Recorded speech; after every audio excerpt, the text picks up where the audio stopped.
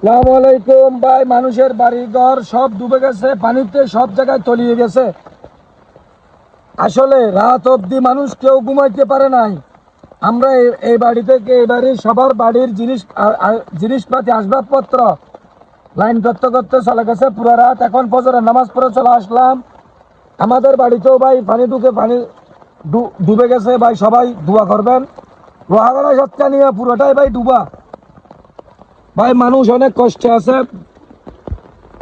যার যা কিছু আছে তা নিয়ে ভাই ছুটে যাচ্ছে। যেখানে পানি নাই গন্তব্যস্থল ত্যাগ করতেছে। দেখেন একজন বৃদ্ধ লোক কিভাবে ওনার আসবাবপত্র নিয়ে চলে যাচ্ছে।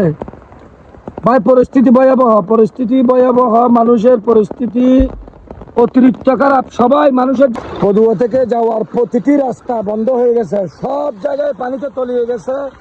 লোকজন যে যেখানে পারতেছে সেখানে চলে যাচ্ছে উঁচু স্থানে।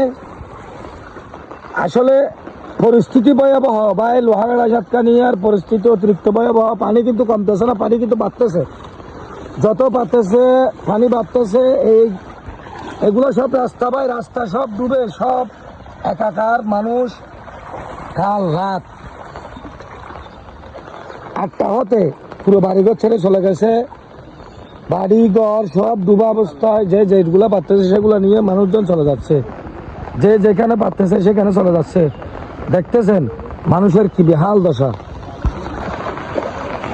দেখেন মানুষ খেতা বালিশ নিয়ে যে যেখানে পারতেছে সেখানে ছুটে যাচ্ছে উঁচু স্থানে। সবার জন্য একটু দোয়া করবেন। এখানের পরিস্থিতি অতিরিক্ত ভয়াবহ। যে যেটা নিয়ে পারতেছে সেটা নিয়ে চলে যাচ্ছে।